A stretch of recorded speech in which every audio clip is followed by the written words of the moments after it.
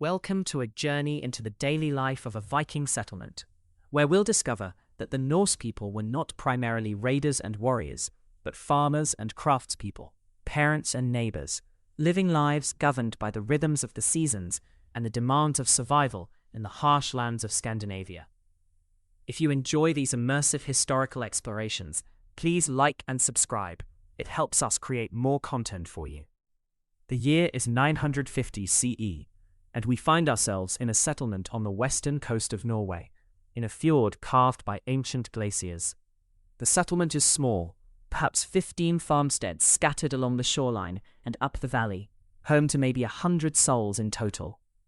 The land here is both beautiful and unforgiving. Towering mountains surround the fjord, their peaks still snow-covered even in summer. The sea is cold and grey, its moods changing from calm to violent within hours. The growing season is short, the winters long and dark. Dawn comes slowly at this time of year, in late spring.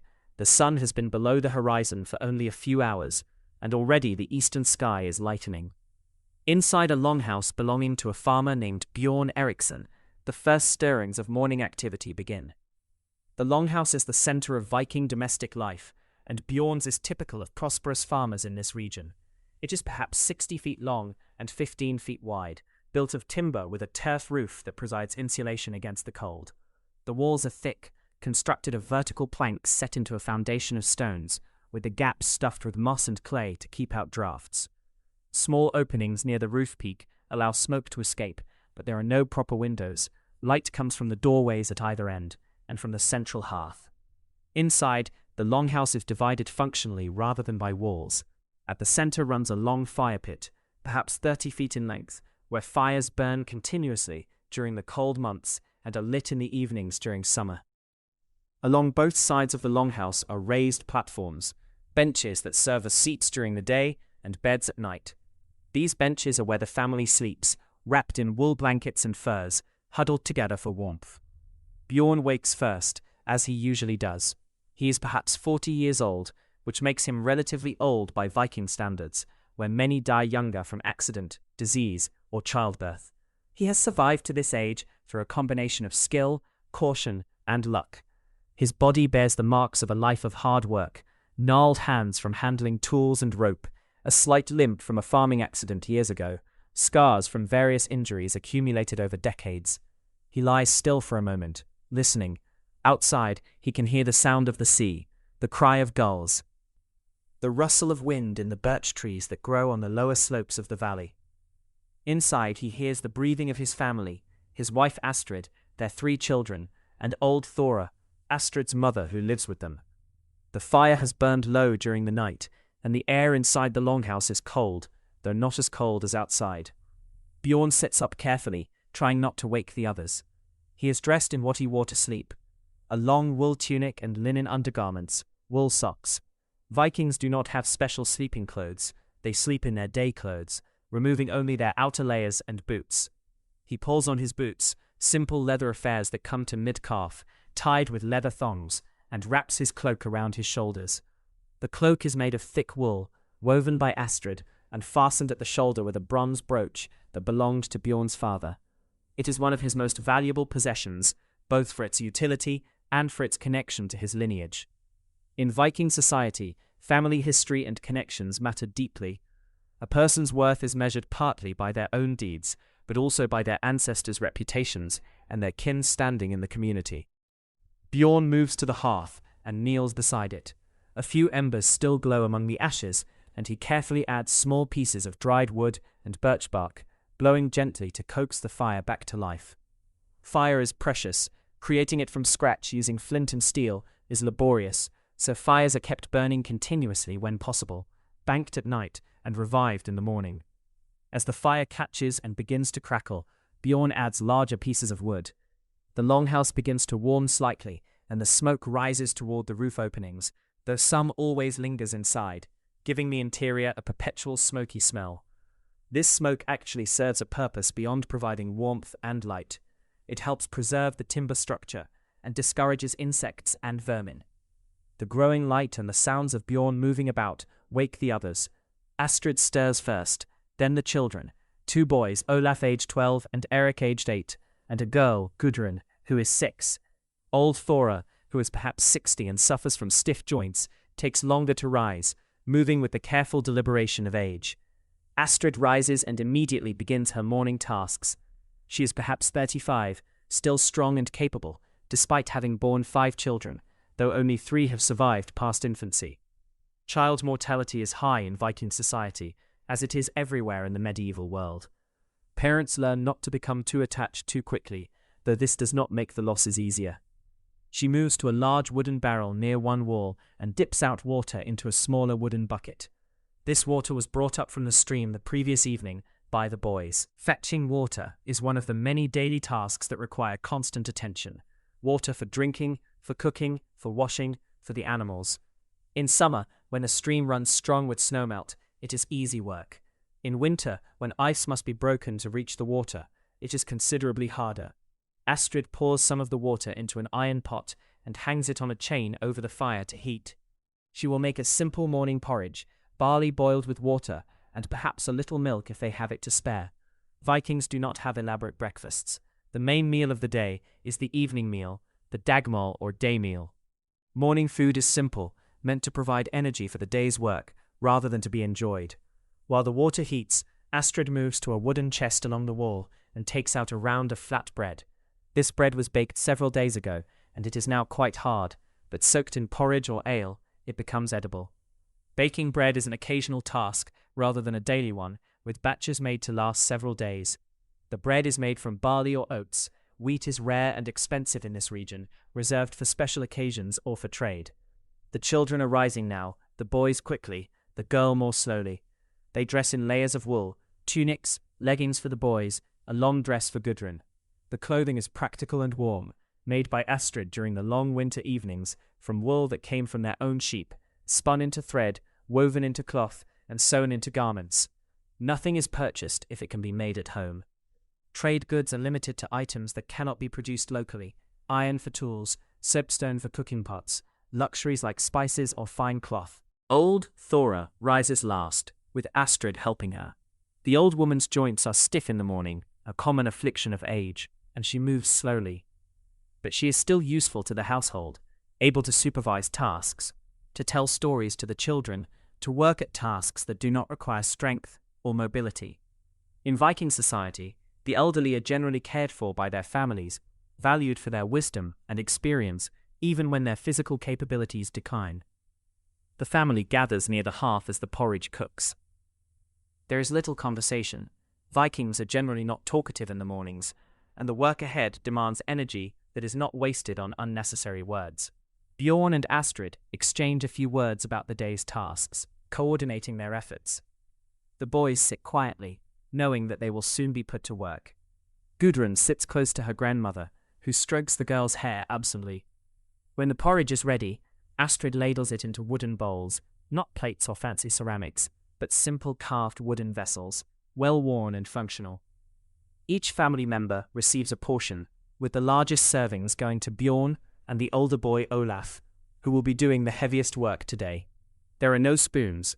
They eat with their fingers or sip directly from the bowl, tearing off pieces of the hard bread to use as utensils. The meal is eaten quickly and in silence. This is fuel, not pleasure, though the warmth of the food is welcome after the cold night. Vikings do drink ale even for breakfast, small beer, weak and nutritious, safer than water that might be contaminated. Each person has a cup of this ale, which Astrid pours from a large ceramic vessel. As they eat, daylight grows stronger outside. Through the open door, they can see the fjord, calm this morning, reflecting the grey sky. Across the water, other farmsteads are visible, thin columns of smoke rising from their roofs as other families kindle their morning fires. The settlement is not a village in the sense of houses clustered together, but rather individual farmsteads, each with its own land, separated by enough distance to give each family its territory, but close enough for mutual support and community. Breakfast finished, the family begins to disperse to their various tasks. This is the pattern that will repeat day after day, season after season. Wake, eat, work, eat, sleep. The work varies by season, but the rhythm remains constant. shaped by the demands of survival in this northern land. Bjorn's first task is to check on the animals. The farmstead has several outbuildings near the longhouse, a barn for the cattle and horses, a smaller structure for sheep and goats, a shed for tools and equipment. These buildings are simpler than the longhouse, with lower roofs and rougher construction, but they serve their purpose of sheltering the animals and equipment from the harsh weather. Vikings are not primarily farmers by choice, but by necessity. The land here is marginal for agriculture. The growing season is too short for many crops, the soil is thin and rocky, the terrain is steep. But animals can survive here, grazing on the sparse grass in summer, eating stored hay in winter. So Viking farms focus on animal husbandry, cattle for milk and occasionally meat, sheep for wool and meat, goats for milk and hide, horses for transportation and plowing, pigs that can forage in the forests. Bjorn enters the barn, and the smell hits him, the warm, earthy smell of animals, hay and manure. It is not unpleasant to him. It is the smell of his livelihood, of wealth on the hoof. He has 4 cattle, 2 milk cows, a bull and a young heifer. This is modest wealth, enough to sustain his family, but not enough to make him wealthy by Viking standards. A truly prosperous farmer might have a dozen cattle, while the poor might have only 1 or 2, or none at all. The cattle has been inside all night, and they are eager to be let out to pasture.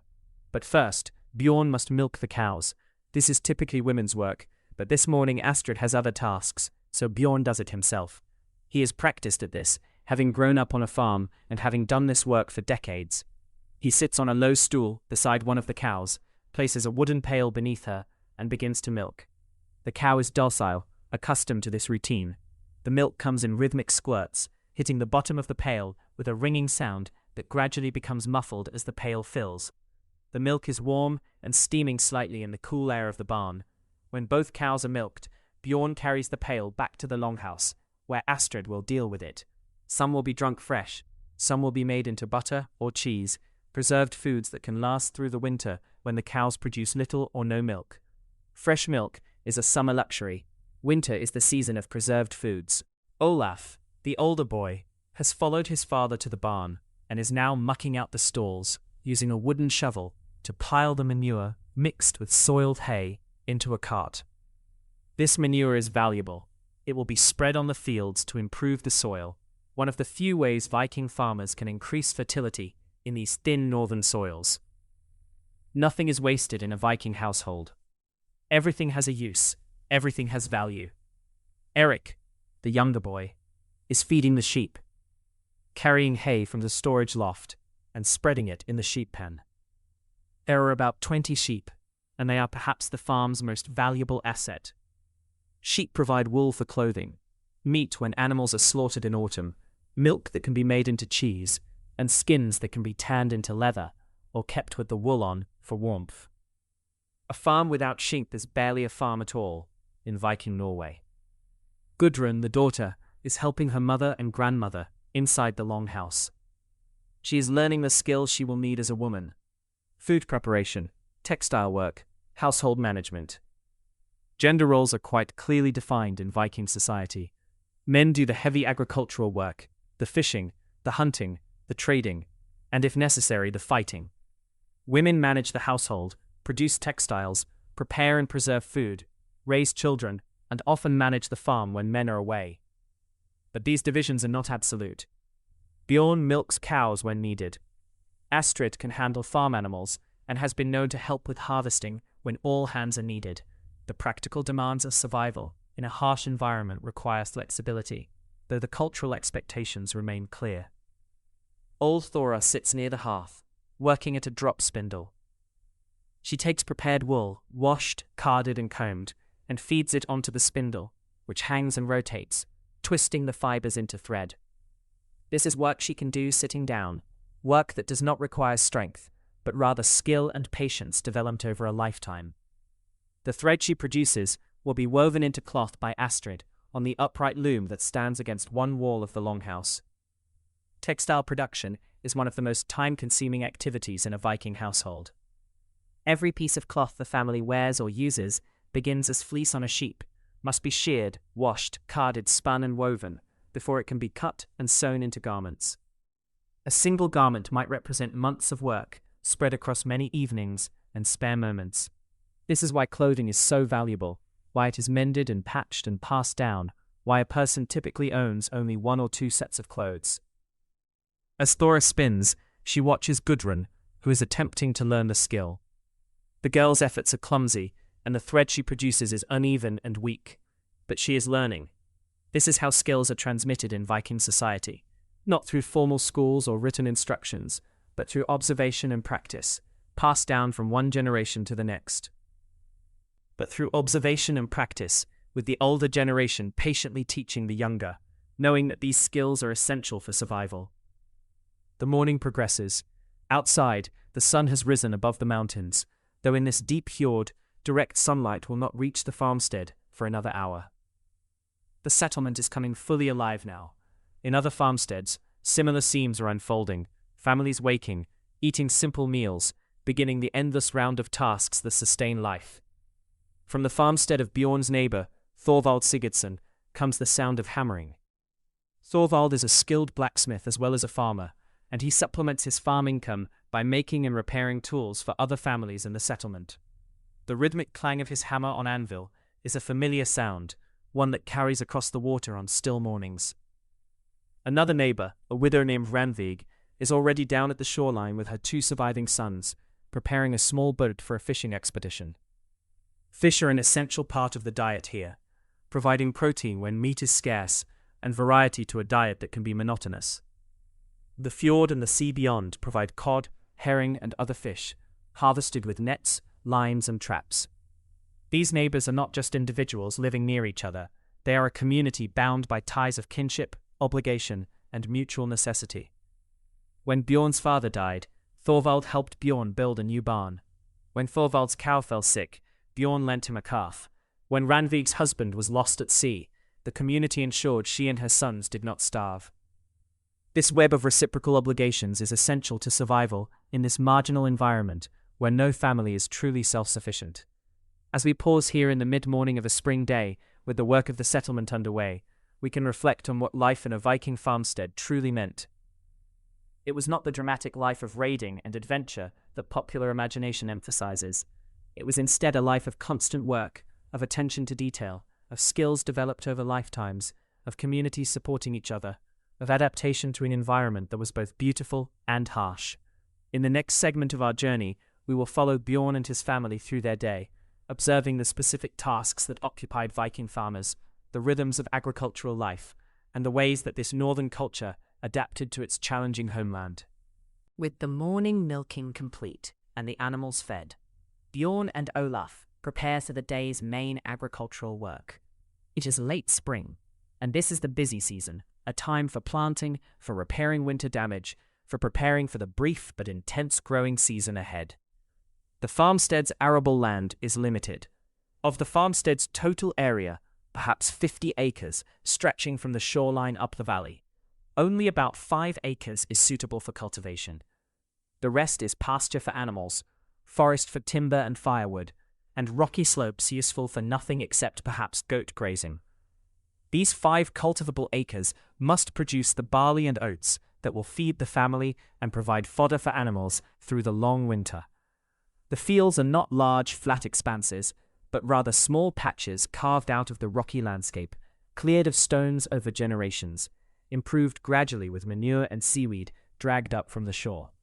Each year, stones work their way to the surface through freeze-thaw cycles, and each year they must be removed, carried to the edges of the fields, where they form long, snaking walls.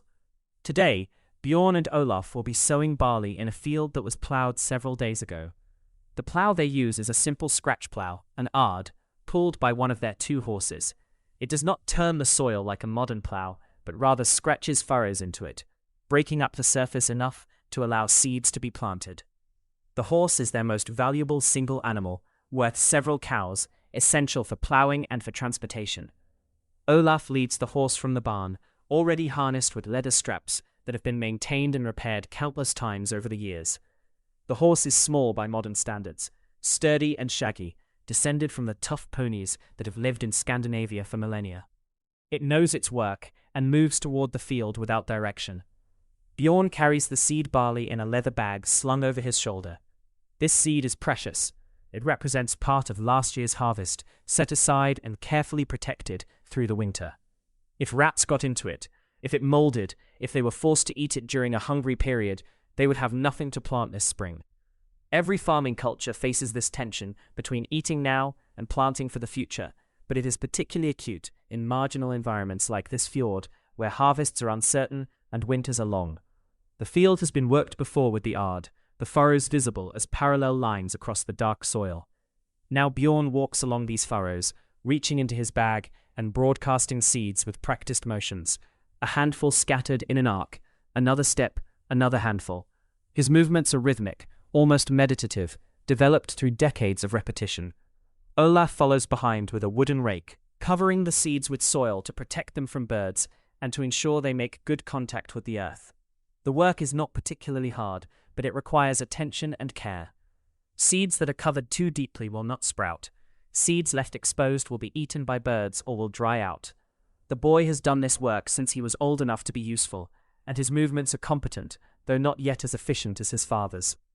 As they work, they can see other farms engaged in similar activities. Across the fjord, smoke rises from fields where farmers are burning brush cleared from new land.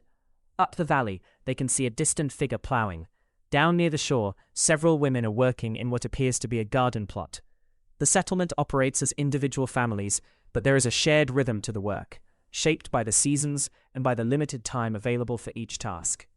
The Norse agricultural year is dominated by the short growing season. Planting happens in a rush in late spring, typically in May, as soon as the ground thaws and the danger of late frost has mostly passed. The crops, primarily barley and oats, with some peas and cabbage in garden plots, will grow through the brief summer, taking advantage of the long daylight hours.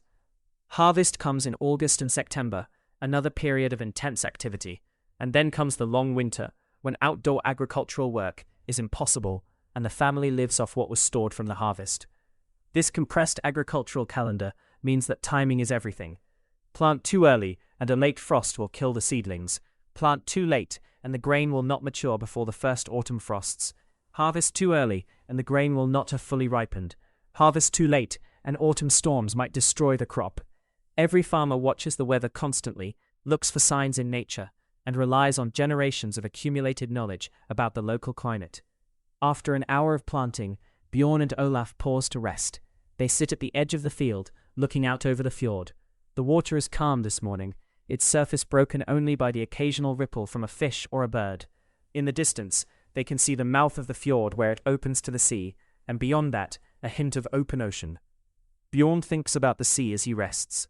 In his youth, he went on several trading voyages, sailing to other settlements along the coast, once traveling as far as the Shetland Islands to trade for goods unavailable locally. He was never a warrior, never went on raids to England or Ireland or Francia, but he knows men who did. Some returned wealthy, with silver and fine goods, others never returned at all, killed in battle or lost at sea. He chose a different path, settling on his father's farm, marrying Astrid, raising children, building a life based on agriculture rather than adventure. It is a harder life in some ways, less dramatic, but also more stable. He knows every rock and tree on this land, knows the patterns of weather, knows his neighbors and their ways. This knowledge, this rootedness, has value that cannot be measured in silver. Olaf breaks the silence. "Father, when will we go fishing?" "Soon," Bjorn replies. "When the planting is finished, we will take the boat out. The cod should be running." The boy nods, pleased. Fishing is less tedious than farming, more varied, with the chance of a good catch that will feed the family for days. But it is also dangerous. Every settlement has stories of men lost to sudden storms, to boats overturning, to accidents at sea. They return to work, and by midday, the field is planted. The seed bag is empty, the field is raked, and they can turn their attention to other tasks. There is always more work. Fences to mend, tools to repair, wood to cut, 100 small tasks that keep a farm functioning. But first, they return to the longhouse for the midday meal. This is a more substantial meal than breakfast, though still simple by modern standards. Astrid has prepared a stew of dried fish and vegetables, onions and cabbage from last year's garden, stored over winter in a cool pit near the house. There is also more of the hard bread and ale to drink. The family eats together, sitting on the benches along the walls of the longhouse. Conversation is minimal. The Norse are not in general great talkers during meals. Food is fuel, and eating is a practical activity rather than a social occasion. There will be time for talking in the evening, when work is done and the family gathers around the fire. After the meal, the work continues. Bjorn takes Eric, the younger boy, and they go to check the sheep that are grazing on the upper pastures. The sheep have been out on these pastures for several weeks now, since the grass began to grow, and they need to be checked regularly to ensure none are lost, injured, or sick. The walk to the upper pasture takes half an hour, climbing a steep path through the birch forest. The forest here is not dense, the trees are widely spaced, and the ground is covered with moss, bilberry bushes, and low-growing plants. This forest provides timber for construction and firewood for heating and cooking. Without it, life here would be impossible. Eric chatters as they walk, pointing out things that interest him: a bird's nest in a tree, a particularly large rock, tracks in the mud that might be from a fox. Bjorn listens with half his attention, the other half focused on the path and on the landscape around them, always alert for problems or opportunities. They reach the upper pasture, a natural clearing where the grass grows thick in summer. The sheep are scattered across the area, grazing contentedly. Bjorn counts them. All 20 are present, a relief, as losing even one sheep to predators or accidents can be a significant loss. He walks among them, checking for signs of illness or injury, looking at their fleeces to assess which sheep will produce the best wool at shearing time in early summer. One ewe has a lamb following her, born just a few weeks ago. Most lambs are born in late winter or early spring, inside the barn where they can be protected from cold and predators. This one was born late, but it appears healthy, strong, and lively. It will be allowed to grow through summer and autumn, and then, if it is male, it will likely be slaughtered in November, during the traditional autumn slaughter, when animals that cannot be fed through winter are killed and their meat preserved. This annual slaughter is one of the rhythms of Viking life. Animals are valuable alive, but feeding them through the long winter requires hay that must be cut, dried, and stored during the brief summer. A farm can only support so many animals through winter, so choices must be made about which to keep and which to slaughter. Old animals, excess males, and animals that are likely to be too weak to survive winter are killed, and their meat is preserved through smoking, salting, or simply allowing it to freeze in outdoor storage. Satisfied that the sheep are well, Bjorn and Eric descend back to the farmstead. The afternoon is advancing, and there are still tasks to complete before evening. Back at the farmstead, Astrid and Gudrun have been busy with household tasks. Astrid has been working at the loom, weaving the thread that Thora and she has spun into cloth. The loom is an upright frame, perhaps 6 feet tall, standing against the wall of the longhouse. The warp threads, the vertical threads, are weighted with stones at the bottom, keeping them taut. Astrid weaves the weft threads, the horizontal threads, through the warp, using a wooden weaving sword to beat the threads together tightly. This work is slow and requires concentration. A single piece of cloth, enough to make a tunic, might take weeks to weave, with work progressing in fragments, an hour here, a few minutes there, whenever household duties allow. But gradually the cloth grows, emerging from the loom as a tangible product of countless hours of labor. The textile work never ends. There is always more spinning to be done, more weaving, more sewing and mending. Clothes wear out from constant use and must be patched. Children outgrow their garments and need new ones. Blankets wear thin and must be replaced. The household's textile needs are vast, and meeting them occupies much of the women's time and energy.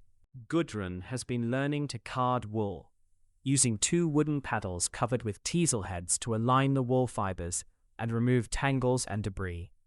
Her grandmother supervises, offering corrections and encouragement. The work is monotonous, but it is essential. Poorly carded wool produces weak, uneven thread, which produces inferior cloth. Quality at each stage determines quality of the final product. As afternoon turns toward evening, Olaf returns from a task his father set him, gathering seaweed from the shore to use as fertilizer on the fields. He has a large basket full of the wet, slimy material, which smells strongly of the sea. This seaweed, spread on the fields and allowed to rot, will add nutrients to the soil, one of the few ways to improve fertility in these thin northern soils. It is heavy, unpleasant work, but necessary.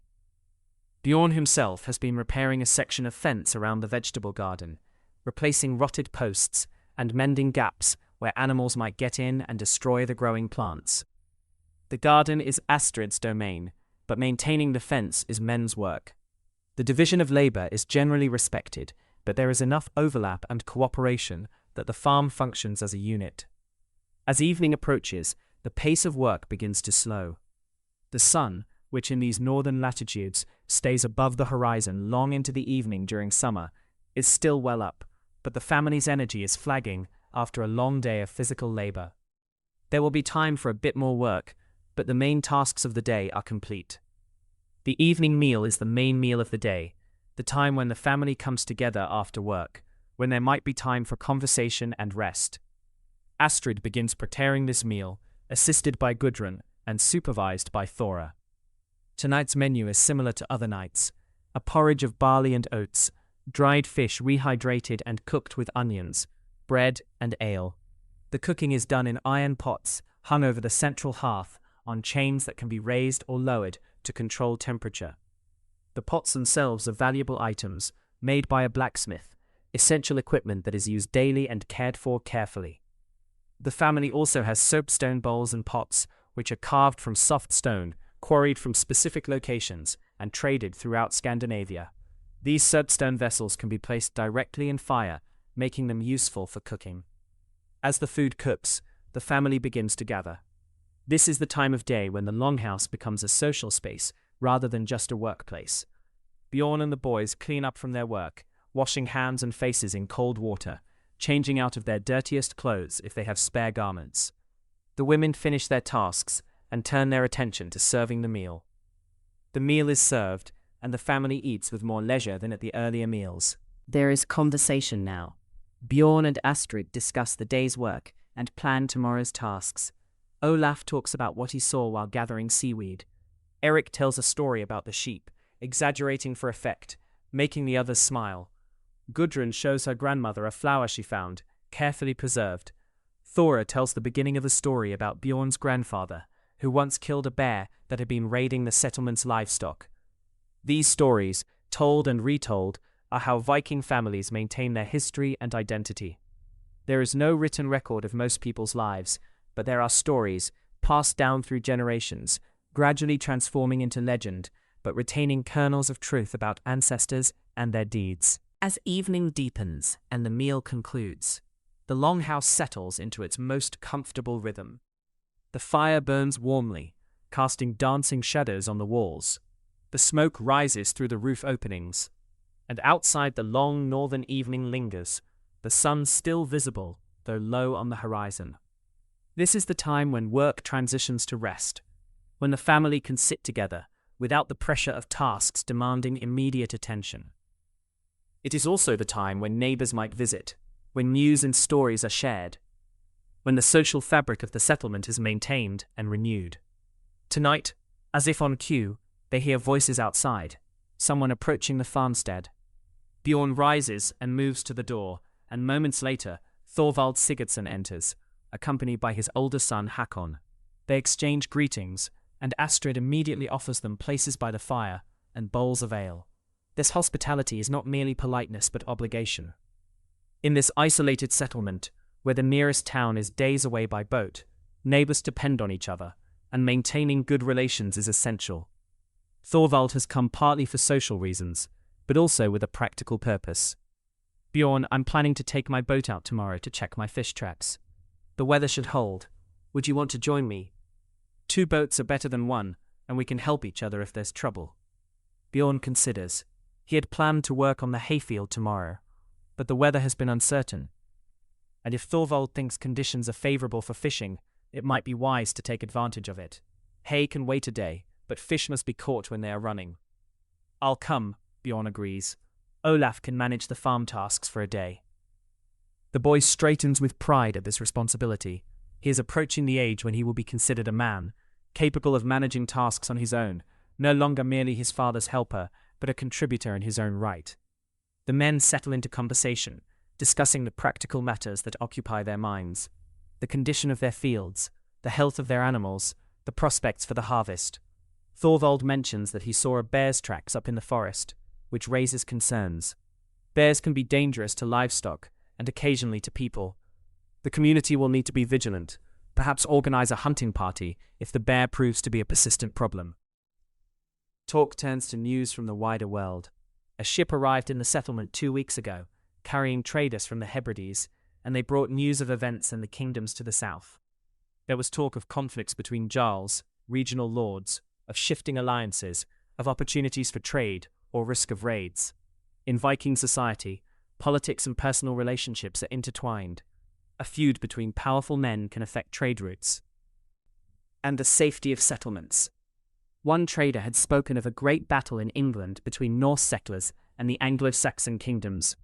Men from this very region had gone to England in previous generations, seeking land and fortune. Some had prospered, establishing farms and families. Others had died in battles, or returned home with little to show for their efforts. The fate of these distant kinsmen matters to those who stayed behind, both for emotional reasons and because success abroad might create opportunities for those at home.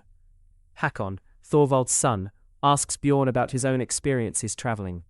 Bjorn obliges, telling stories of his youth, of sailing to trade in the Orkney Islands, of storms at sea, of foreign markets where strange languages were spoken and exotic goods were displayed.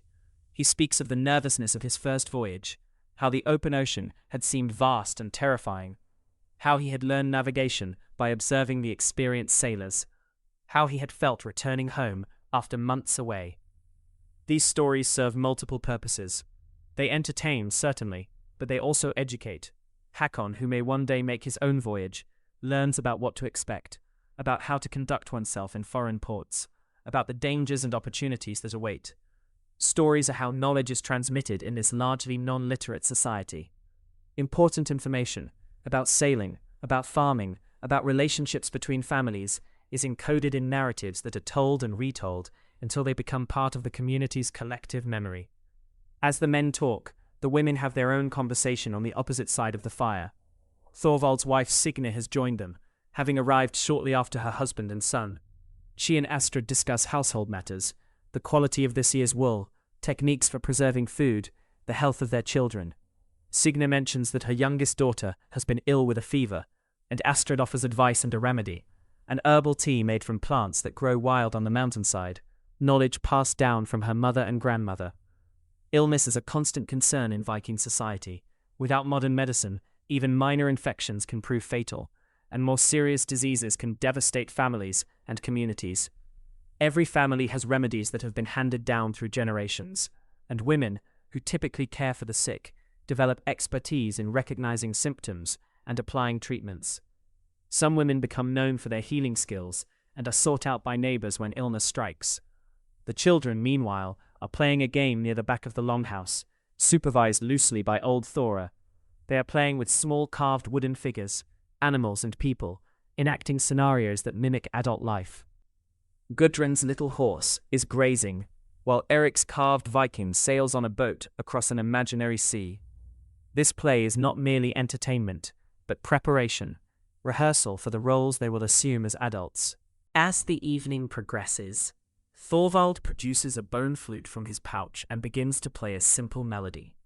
Music is part of Viking culture, though it leaves few traces in the archaeological record. Songs and instrumental pieces accompany work, celebrate special occasions, and provide entertainment during long evenings. The melodies are passed down orally, learned by ear, adapted by each generation, while maintaining recognizable forms. The tune Thorvald plays is an old one, familiar to everyone in the longhouse. It is the kind of melody that settles into the mind, that people find themselves humming as they work. Astrid begins to sing along, her voice strong and clear, and others join in. The words speak of the sea and ships, of voyages and homecomings, of the cycle of departure and return that structures so much of coastal Viking life. When the song ends, Hakon asks old Thora to tell a story. The old woman needs little encouragement.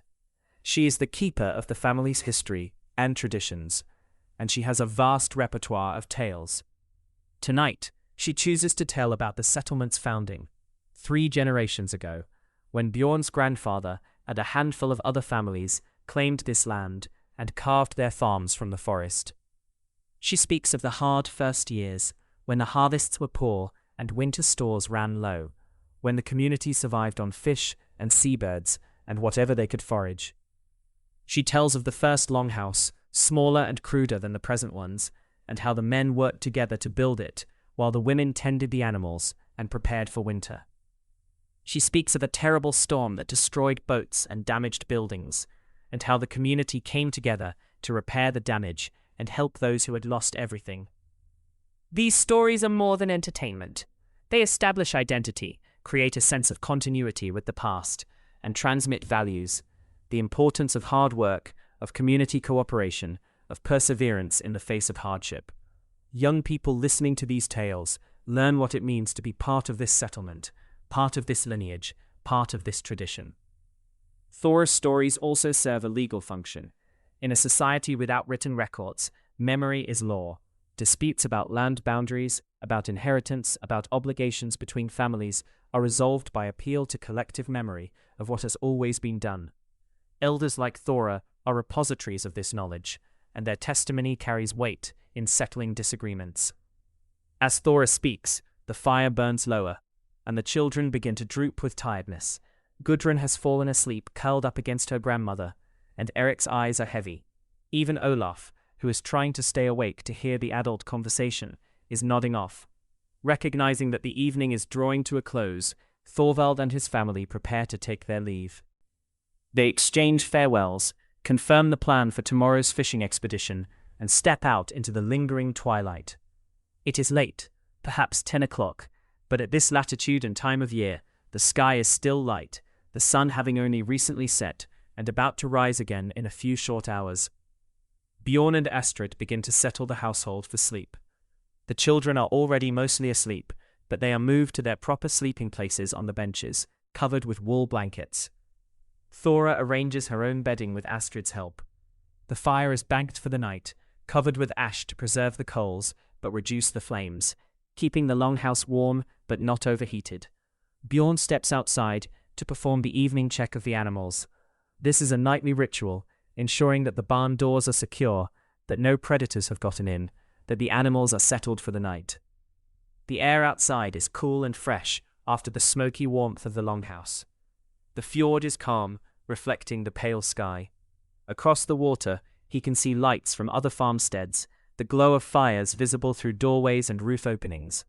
He listens to the night sounds, the distant call of an owl, the lapping of water against the shore, the bleating of a sheep somewhere up the valley. These are familiar sounds, the soundtrack of his life, as known to him as the features of his own face. He feels a moment of contentment, of satisfaction with the day's work accomplished, with his family safe and healthy, with the prospect of another day tomorrow. Returning to the longhouse, he finds Astrid waiting by the fire. They exchange a few quiet words about the day, about tomorrow's plans, about small domestic concerns. Then they too prepare for sleep, arranging their blankets on the bench that serves as their bed, lying down in the dim glow of the banked fire.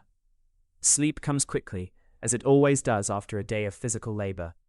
Outside, the sun touches the northern horizon and begins its brief journey below it. The settlement falls silent, save for the sounds of nature and the occasional movement of an animal in a barn. The longhouse, which has been the center of activity all day, becomes a place of rest, its occupants surrendering to sleep. But the night is short at this time of year. In a few hours, the sun will rise again, and the cycle will begin anew, waking, eating, working, the endless repetition of tasks that sustain life in this northern land. As we pause here, in the quiet of the Viking night, we can reflect on what we have seen. Viking life, as lived by most Norse people, was not about conquest and adventure, but about the patient, difficult work of survival in a challenging environment. It was about tending animals and fields, about producing the food and clothing necessary for life, about maintaining the tools and buildings that made existence possible. It was also about community, the network of relationships between families, the obligations and reciprocal help that bound neighbors together, the shared knowledge and traditions that gave life meaning beyond mere survival. No family could exist in isolation here. The environment was too harsh, the risks too great. Success required cooperation, required maintaining good relations with neighbors, required participating in the collective life of the settlement. And it was about continuity, the connection between past and present, the sense of being part of a lineage that stretched back through generations and would continue forward into the future. The stories told by elders, the skills passed from parent to child, the land itself worked by ancestors and to be worked by descendants, all created a sense of place and identity that gave individual lives meaning within a larger context. The Viking world was violent, certainly.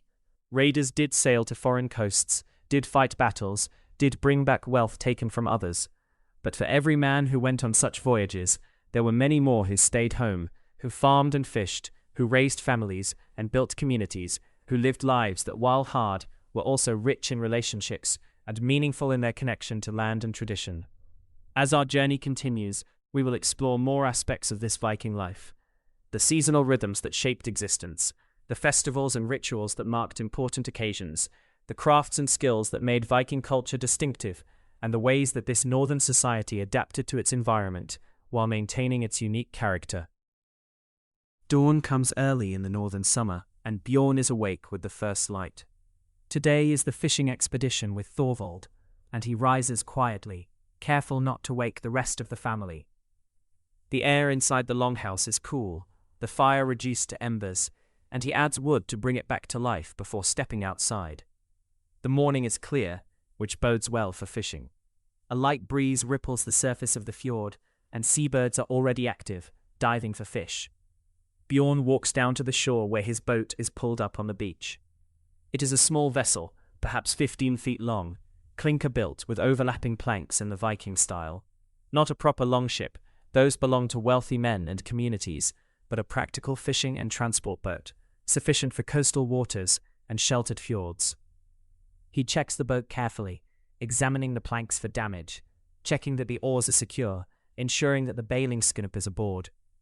This inspection is ritual but also necessary. A small leak can become a disaster at sea, and the time to discover problems is before launching, not after. Satisfied that the boat is sound, he begins to prepare the fishing gear: lines with bone hooks, weights made of stone, a net that will be deployed at specific locations where fish are known to gather. Thorvald arrives as Bjorn is finishing his preparations, accompanied by Hakon. Together the three men launch both boats, wading into the cold water and pushing the vessels off the beach, then climbing aboard and taking up oars. The rowing is practiced and efficient, the oars dipping into the water in rhythm, propelling the boats out into the fjord. The destination is a location about a mile from shore, where the water is deep and a rocky reef below attracts cod and other fish. Thorvald has fish traps there, woven willow structures weighted with stones, baited and left for several days to catch fish that enter but cannot find their way out. Checking these traps is a regular task, one that requires multiple people both for safety and for handling the catch. As they row, the men scan the water and sky, reading conditions with experienced eyes. The wind is light from the northwest, which is good. A strong west wind can make this fjord dangerous, whipping up waves that can swamp small boats. The clouds are high and thin, suggesting continued good weather. Seabirds circle and dive, indicating fish near the surface. All signs are favorable. The rowing provides time for conversation, though not much is needed.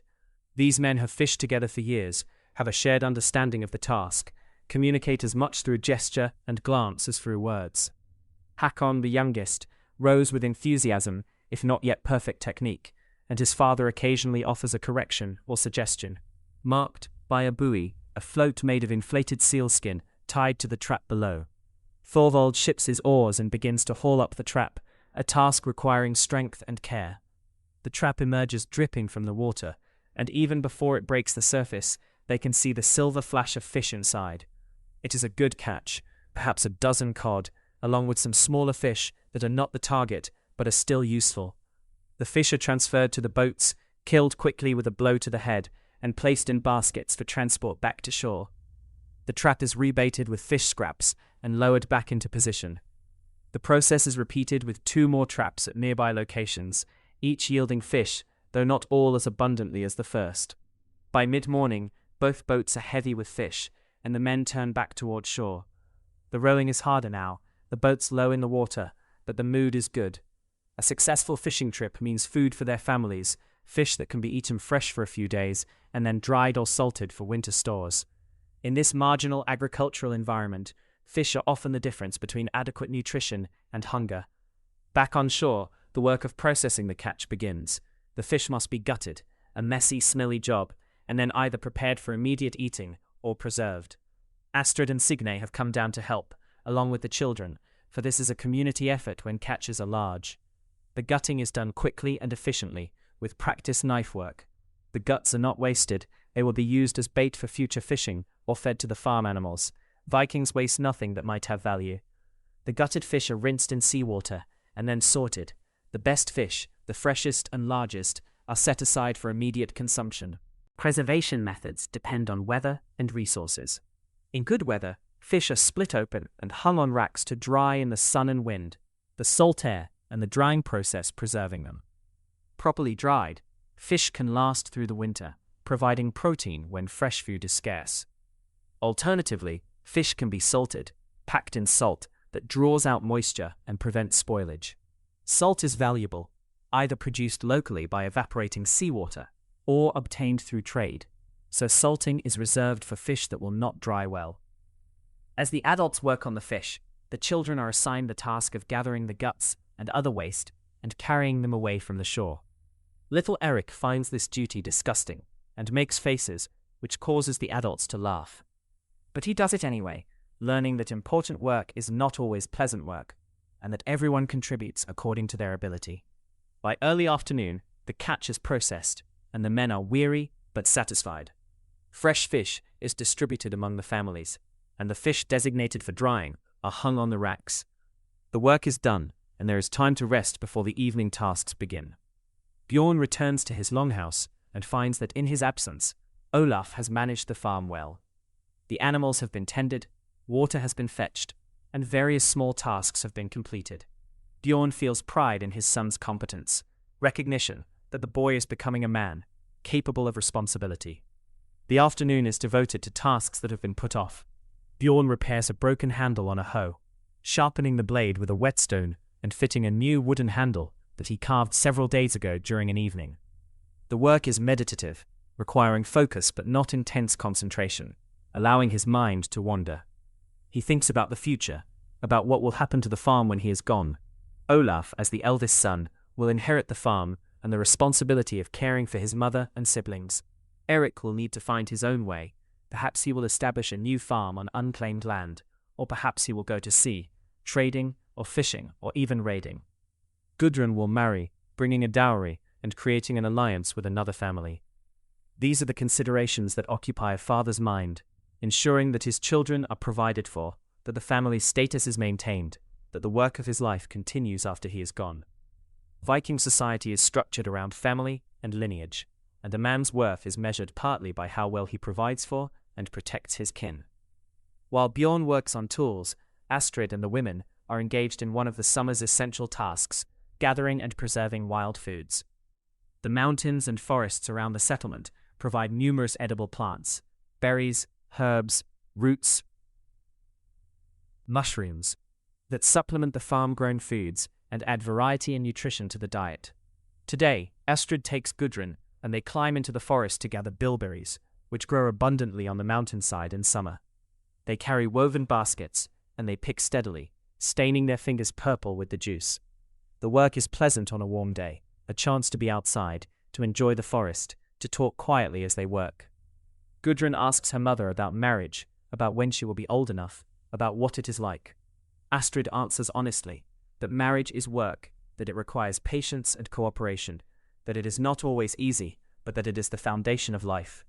She tells her daughter about meeting Bjorn, about the negotiations between their families, about coming to this farm as a young bride and learning to manage a household. These conversations between mothers and daughters are how knowledge about women's lives is transmitted, how young girls learn what will be expected of them, how they are prepared for the responsibilities they will assume. Marriage in Viking society is primarily an economic and social arrangement, though affection can and often does develop. It is about creating alliances between families, about property and inheritance, about producing the next generation. They return to the farmstead in late afternoon with baskets full of berries. Some will be eaten fresh, but most will be preserved, mixed with honey and stored in sealed containers or dried for winter use. Each season brings its harvest, and the careful housewife takes advantage of every opportunity to add to the winter stores.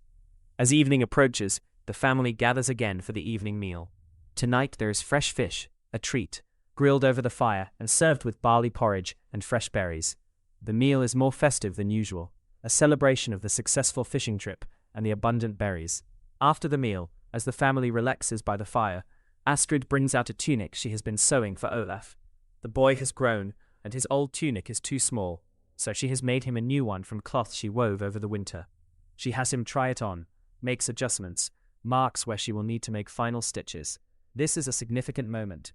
The new tunic symbolizes Olaf's transition toward manhood, his growing size and status. In a year or two, he might be considered old enough to marry, to establish his own household if circumstances permit, or to sail with traders or raiders if he chooses that path. For now, he is still under his father's authority, but the day approaches when he will be his own man. The evening progresses in the familiar rhythm: conversation, small tasks, preparation for sleep. But tonight, there is a disturbance. A neighbor's child comes running to the farmstead with urgent news. One of the families up the valley has spotted what they think is a wolf near their sheep pen. Wolves are rare in the settlement, but not unknown, and a wolf threatening livestock is a serious matter that requires community response. Bjorn and several other men quickly organize a hunting party. They gather what weapons they have: spears, axes, bows, and set out into the dimming evening light. The threat must be addressed immediately, before the wolf can kill sheep and perhaps establish the area as hunting territory. The hunt takes them up the valley, following the directions provided by the neighbor who spotted the animal. They move carefully, watching for tracks, for signs of the wolf's presence. Hakon, who has a reputation as a skilled tracker, leads them, reading signs in the soft earth, interpreting broken branches and disturbed vegetation. They find the wolf's tracks, but not the wolf itself. It has moved on, perhaps frightened by the activity, perhaps simply continuing its hunting circuit. The men follow the tracks for a while, but eventually lose them in rocky ground where tracks do not show. They will need to be vigilant, to check livestock carefully, to be prepared to respond quickly if the wolf appears again. Frustrated but resigned, the men return to their farmsteads. This is the nature of life here: constant vigilance against threats both natural and human, readiness to respond to problems, acceptance that not all issues can be immediately resolved. They will deal with the wolf if and when it appears again. Back at the longhouse, Bjorn reports to Astrid about the unsuccessful hunt. She nods, unsurprised. These things happen. They will be careful, will keep the sheep closer to the farmstead, will hope the wolf moves on to other hunting grounds. It is one more concern in a life full of concerns, but not one that will keep them awake at night. The family settles once more for sleep, and this time there are no further interruptions. The long day of fishing, foraging, and work gives way to the deep sleep of physical exhaustion. Tomorrow will bring new tasks, new challenges, new opportunities. But for now, there is rest. The days pass in their familiar rhythm, and as June arrives, the settlement enters one of the busiest times of the year. The hay harvest is approaching, that crucial window when grass must be cut, dried, and stored to feed animals through the long winter. Everything depends on the weather cooperating. Too much rain, and the hay will rot. Too little sun, and it will not dry properly. Bjorn watches the sky constantly, judges the grass's readiness, consults with neighbors about the best time to begin. The decision is collective, in a sense. No one wants to be the first to cut, risking that the grass is not quite ready. But no one wants to be last, risking that a storm will destroy the standing crop.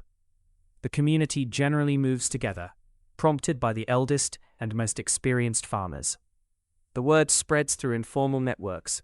Tomorrow will be hay-cutting day. Every able-bodied person will be needed, from the oldest children to the most vigorous adults.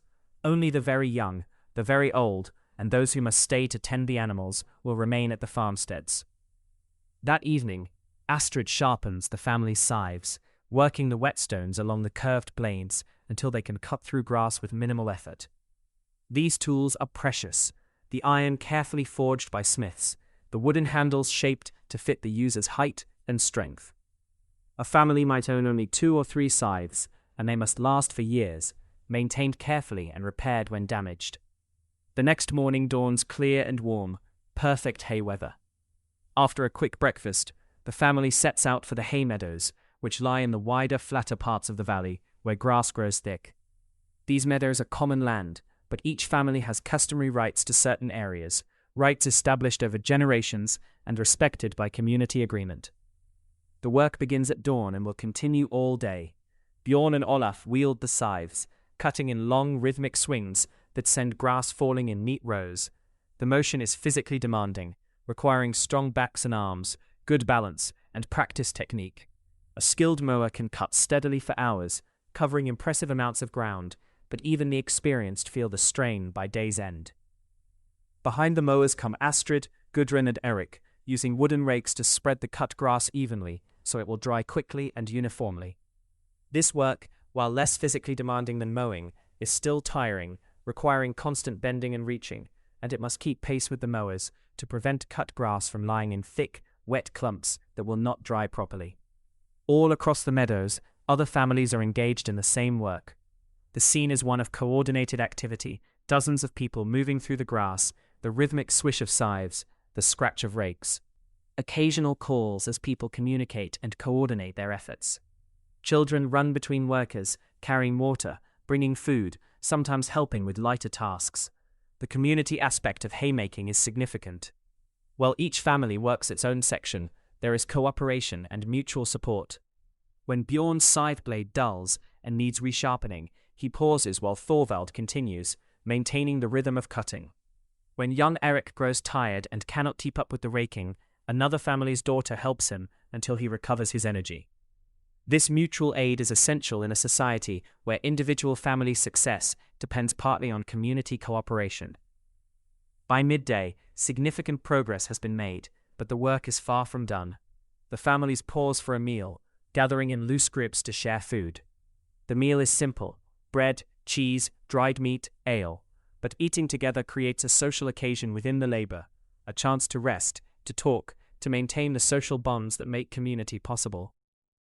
The conversation ranges widely about the quality of this year's grass, about neighbors who are absent due to illness or other obligations, about a wedding being planned for later in the summer, about news from other settlements brought by recent travelers.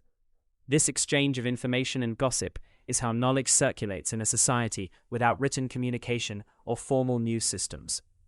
After the meal, the work resumes and continues through the afternoon. The sun is warm, and the air is filled with the sweet smell of cut grass, with the sounds of work, with the presence of community engaged in shared labor. This is Viking life at its most communal, when individual and collective interests align, when the settlement functions as a coordinated whole rather than as separate families. By evening, much of the hay has been cut, though the work is not finished. The cut grass must lie in the fields for several days, being turned periodically to ensure even drying. Once dry, it will be gathered into haystacks or transported to barns for storage. The work of hay harvest extends over a week or more, weather permitting, occupying much of the settlement's energy during this crucial period. As families return to their farmsteads in the evening, there is a sense of tired satisfaction. The work is hard, but it is also rewarding. Tangible progress toward the goal of winter preparedness, community solidarity demonstrated through shared labor, and the simple pleasure of physical exhaustion after a productive day. That night, sleep comes quickly to Bjorn's household. Even the children, who normally have energy late into the evening, are exhausted and settle immediately. Tomorrow will bring more of the same, haymaking continuing, the race against weather and time to secure the winter fodder that will keep their animals alive through the cold months. The days that follow establish a rhythm: wake early, eat quickly, work in the meadows all day, return exhausted in the evening. The weather holds, which is fortunate. They watch the sky constantly, looking for signs of approaching rain that could ruin undried hay. But the sun continues to shine, and the work progresses successfully. By the end of the week, the hay is cut, dried, and stored. The meadows are bare, the grass reduced to stubble, and the barns are full of the sweet-smelling fodder that represents security for the coming winter.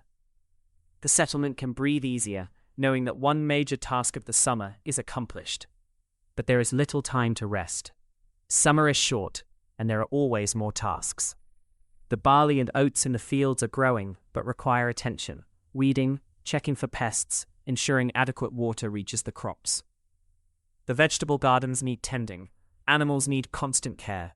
Wood must be cut and split for the coming winter. Fishing continues, taking advantage of the good weather and the abundance of fish during summer months. One afternoon, Bjorn takes both boys to the forest to cut firewood.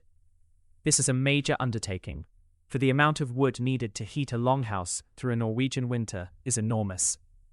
Trees must be felled, limbed, cut into manageable lengths, split, and hauled back to the farmstead.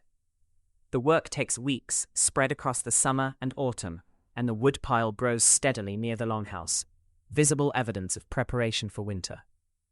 They work with axes, cutting into a dead birch tree that has been identified for harvest. Live trees are preserved when possible. They will grow and can be harvested later. Dead wood burns better anyway, having already lost much of its moisture. The boys take turns with the axe, under Bjorn's supervision, learning proper technique, building the strength and skill they will need as adults. As they work, Bjorn teaches his sons about the forest, which trees burn best, which wood is suitable for construction, how to read signs of animal activity, where to find useful plants. This knowledge, accumulated over generations, is essential for survival. The forest provides timber for building, fuel for fires, game for hunting, berries and nuts for eating, bark for tanning leather, and countless other resources. Knowing how to use these resources sustainably is crucial. They see signs of the wolf that was spotted weeks ago, tracks in soft ground, a partially eaten deer carcass. The wolf is still in the area, though it has not attacked any livestock since that first sighting. The men remain vigilant, but they also accept the wolf's presence. The forest is large enough for both humans and predators, as long as the predators stay away from the settlement's animals. By late afternoon, they have cut enough wood for one load. Using a sledge, a simple platform on runners that can be dragged across the ground, they pile the wood and begin the journey back to the farmstead. The sledge is heavy and the path is uphill, but working together, the three of them manage it. This physical labor, this cooperation between father and sons, builds not just muscles, but also relationships and shared identity. Back at the farmstead, they stack the wood carefully in the woodshed, arranged to allow air circulation so it will continue to dry. The woodpile is perhaps half the size it needs to be for winter, so they will return to the forest many more times before autumn ends. As summer progresses, the community's attention turns to the grain crops ripening in the fields. Barley and oats are approaching maturity, and the timing of harvest is critical. Too early, and the grain will not have fully developed. Too late, and it might shatter and fall to the ground, or autumn storms might flatten the crop. The decision about when to harvest is made collectively, with experienced farmers examining the grain, judging its readiness by color, by the feel of the kernels, by accumulated knowledge of how grain behaves in this particular location. When consensus is reached, the word spreads and the community mobilizes for harvest. The grain harvest is even more labor-intensive than haymaking. Stalks must be cut with sickles, bound into sheaves, and carried to the farmsteads where they will be threshed. The work is urgent. Grain harvest typically takes only a few days, a compressed period of maximum effort by everyone. Bjorn's family joins the communal effort, working from dawn until dark. Olaf cuts grain with a sickle, his hands becoming blistered despite calluses built up over the summer. Astrid and Gudrun bind the cut stalks into bundles, tying them with twisted straw. Eric carries smaller bundles to where they are stacked. Even old Thora contributes, watching the younger children from other families whose parents are working in the fields. The harvest proceeds smoothly, blessed by good weather. Field after field is cut, the grain gathered, the settlement working as a coordinated whole. There is little conversation during the work. People are too tired, too focused on the task. But there is a shared sense of purpose, of working toward the common goal of securing the food that will sustain them through winter. By the third day, the harvest is complete. The last sheaf is cut with ceremony. It is decorated and brought to the central gathering place, symbolizing the successful conclusion of the year's agricultural work. There will be threshing yet to do, the laborious process of beating the grain from the stalks, then winnowing to separate grain from chaff. But the critical outdoor work is done, and the settlement has succeeded in bringing in the harvest before weather could destroy it. That evening, there is a communal meal, not elaborate by our standards, but special for the settlement. Families contribute what they can, pooling resources to create a meal that everyone shares. There is more meat than usual, animals having been slaughtered for the occasion. There is bread made from the new grain, though most of the harvest will be carefully stored for winter use. There is ale in abundance, and the mood is celebratory. As the community gathers, there is music and storytelling. Old Thora, as one of the settlement's eldest members, is called upon to give thanks for the successful harvest, to honor the ancestors who cleared this land and first brought it under cultivation, to invoke blessings for the winter ahead. Her words are simple but heartfelt, expressing the community's gratitude and hope. The children play games, racing, wrestling, contests of skill that let them expend energy while the adults relax and socialize. Young people of marriageable age eye each other. Parents discuss potential matches. Alliances are suggested and considered. These social functions are as important as the agricultural work, maintaining the community's cohesion and planning its future. As the evening deepens and people begin to drift back to their farmsteads, Bjorn sits for a moment at the gathering place, looking out over the now empty fields, the stubble golden in the long summer twilight. He feels the weight of satisfaction, of work well done, of challenges met and overcome. The harvest is in, the winter stores are building, his family is healthy, the community has worked together successfully. These are the true victories of Viking life, not battles won or raids successful, but crops harvested, animals healthy, children growing, community functioning. This is what most Norse people strove for and achieved or failed to achieve. This is what gave life meaning and purpose. As he walks back to his longhouse in the fading light, accompanied by his family, he thinks about the cycle of the year, the spring planting, the summer work, the autumn harvest, and the winter rest that will come. Each season brings its tasks, its challenges, its satisfactions, and each year the cycle repeats, generation after generation, connecting past to present to future in an unbroken chain of labor and life. Tomorrow will bring new tasks, threshing grain, preserving fish, cutting more wood, the endless work of preparation for winter. But tonight, there is rest, and the quiet satisfaction of knowing that the major work of summer is accomplished. The settlement has succeeded in its fundamental task, producing the food that will sustain it through another winter, and that success, more than anything, is what Viking life was about. As summer fades into autumn, the character of the work changes. The growing season is ending, and attention shifts from cultivation to preservation, from planting to storing, from expansion to consolidation. The days are growing shorter, the nights cooler, and there is an urgency to complete preparations before winter's arrival. September brings the slaughter season. Animals that cannot be supported through winter must be killed and their meat preserved. This is a somber but necessary task, and it requires careful calculation. Keep too many animals, and the hay will run out before spring, potentially losing the entire herd to starvation. Slaughter too many, and the spring breeding will be inadequate, weakening the farm's future prospects. Bjorn makes his decisions based on decades of experience and consultation with Astrid, who knows the stores better than anyone. They will keep both milk cows through winter, along with the bull and the heifer. Of the 20 sheep, they will keep the best ewes and 1 ram, slaughtering the rest. The pigs will be killed. They are being fattened precisely for this purpose, as they are difficult to keep through winter when forage is unavailable. The slaughtering is done methodically over several days. Each animal is killed quickly and humanely, a blow to the head or a cut throat, and then immediately butchered. Nothing is wasted. The meat is cut into pieces for different preservation methods. Some will be salted, some will be smoked, some will be made into sausage, some will be hung to freeze in the outdoor storage shed. The blood is collected and will be used to make blood sausage, mixed with fat and grain and stuffed into cleaned intestines. The hides are salted for tanning and will eventually become leather for shoes, straps, and various other purposes. The bones are saved for making tools, or will be cracked to extract marrow for eating. The internal organs are used immediately. Liver, heart, kidneys are all considered delicacies and are divided among the family.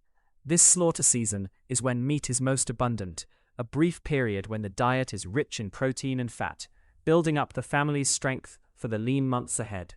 But everyone knows this abundance is temporary, and much of the meat must be carefully preserved for future use.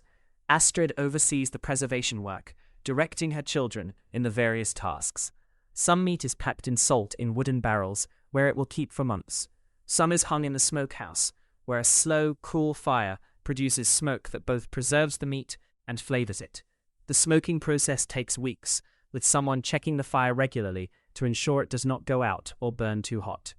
Olaf is tasked with maintaining the smokehouse fire, adding wood as needed, watching for problems.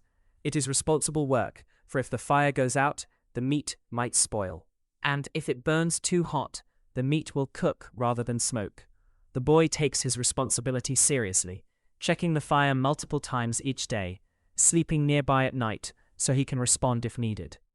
As the slaughtering proceeds, there is a distribution of meat among the community. This is partly economic. Families with more animals than they can use trade meat for other goods or services. But it is also social. Sharing meat reinforces relationships, creates obligations that bind the community together, demonstrates generosity that builds reputation. Bjorn gives a portion of mutton to Ranveig, the widow, whose small farm produces little meat. She in return offers her skills as a weaver, making a cloth that Astrid has not had time to produce herself. Thorvald receives a share in exchange for metalwork. He has repaired several of Bjorn's tools and has forged a new knife for Olaf.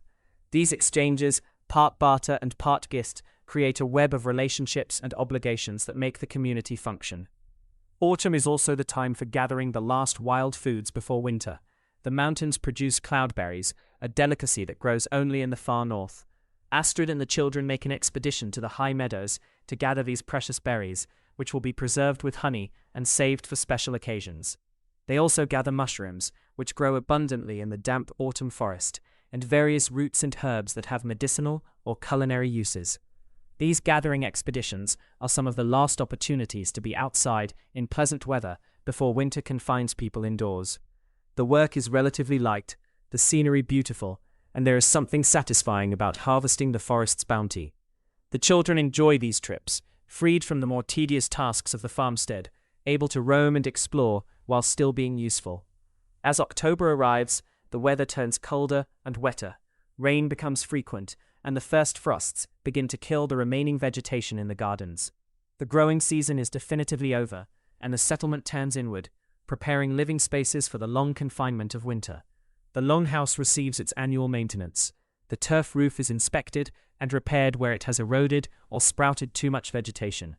Gaps in the walls are restuffed with moss and sealed with clay. The floor, which has become compacted and dirty over the year, is cleared and covered with fresh rushes. Firewood is brought inside, stacked along the walls, where it will continue to dry and be readily available during winter storms. The animals that will be kept through winter are brought into the barn, which has been cleaned and prepared to house them for the coming months. This is a significant change from summer, when animals grazed freely on the pastures. Now they will be confined, dependent entirely on the hay that has been stored for them, requiring daily care even in the worst weather. The barn fills with animals, the cattle, the remaining sheep, the goats, the horses. Their body heat will help warm the structure, and their presence will be a constant reminder of responsibility through the dark months ahead. Feeding these animals, cleaning their stalls, ensuring they have water will occupy much of the family's time during winter. The last major task before winter is the final wood-cutting effort. The woodpile must be completed, for once deep snow arrives or ice makes the forest impassable, no more fuel can be gathered. Every family pushes to finish this crucial work, and on the milder autumn days, the forest rings with the sound of axes and the crash of falling trees. Bjorn, Olaf, and Eric make their final expeditions into the forest, cutting and hauling wood until the woodpile towers beside the longhouse, representing months of labor, but also the promise of warmth through the cold months ahead.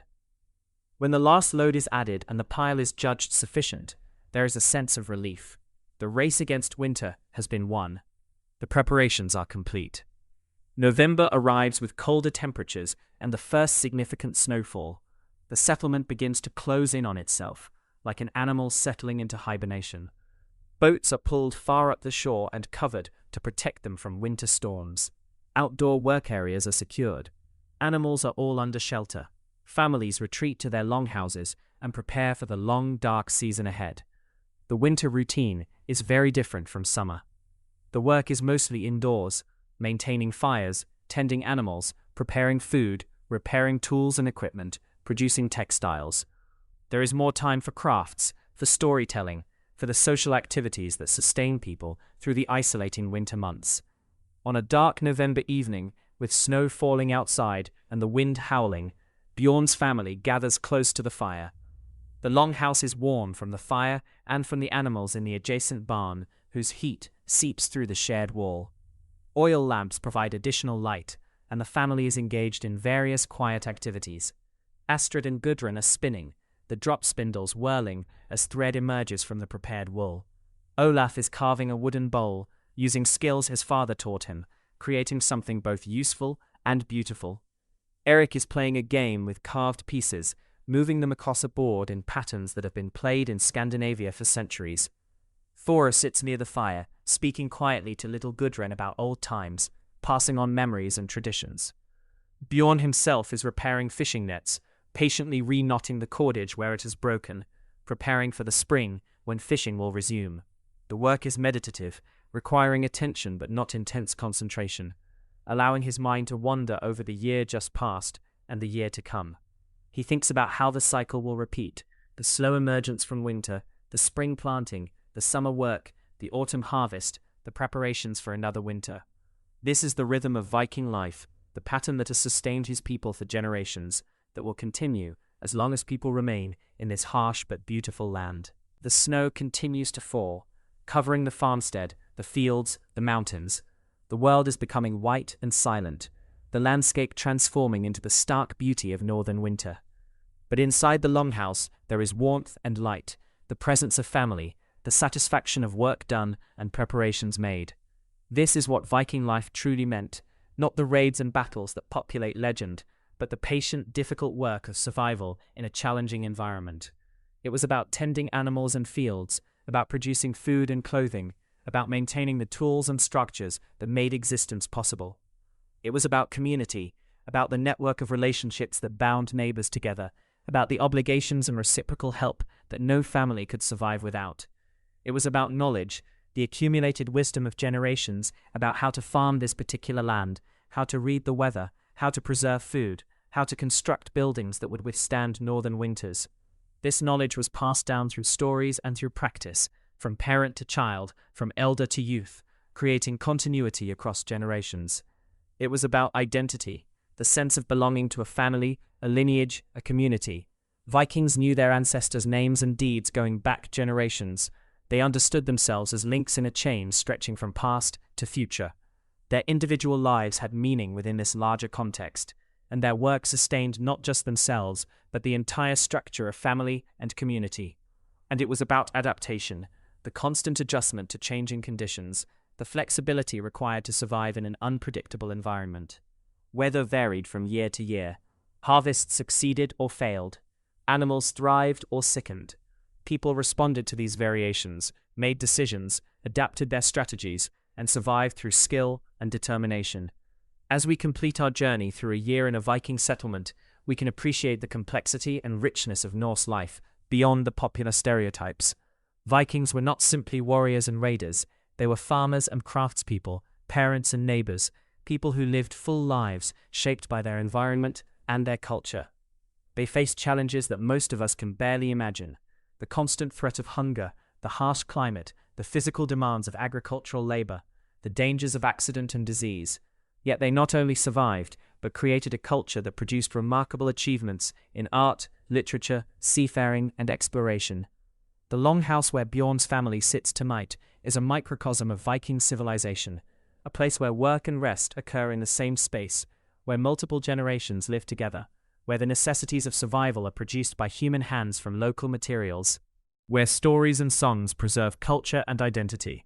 As winter deepens and the nights grow longer, the family will spend more time together in this space, their world contracted to the warm circle of firelight. They will tell stories, work at crafts, maintain equipment, and prepare for the eventual return of spring. And when spring does return, the cycle will begin again, the endless repetition of planting and growing, harvesting and preserving, the seasonal rhythm that defines agricultural life everywhere but takes its particular form in the far north, where Vikings made their homes. Bjorn banks the fire for the night, covering the coals with ash to preserve them until morning. The family settles onto their sleeping benches, pulling wool blankets and furs around themselves against the cold.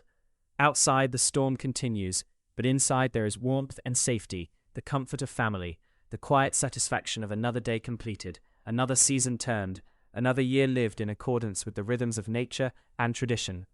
As sleep comes to the household, we too can rest, carrying with us a deeper understanding of Viking life, not as portrayed in legends and sagas, but as it was actually lived by ordinary people in extraordinary circumstances. The daily tasks, the seasonal rhythms, the community bonds, the adaptations to a harsh environment, these are the reality of Viking existence, and they reveal a people who were resourceful, resilient, and deeply connected to their land and to each other. The story of the Vikings is not just about voyages and conquests, though those were real and significant. It is also, and perhaps more fundamentally, about how people create lives of meaning and purpose in challenging circumstances, how they build communities that sustain them, how they adapt to their environments while maintaining cultural identity, and how they pass on knowledge and traditions that allow their society to continue through generations. May you rest well, carrying with you the quiet rhythms of Viking life, the sound of waves on the fjord, the warmth of the longhouse fire, and the understanding that history is made not just by great events, but by the accumulated daily actions of ordinary people living extraordinary lives.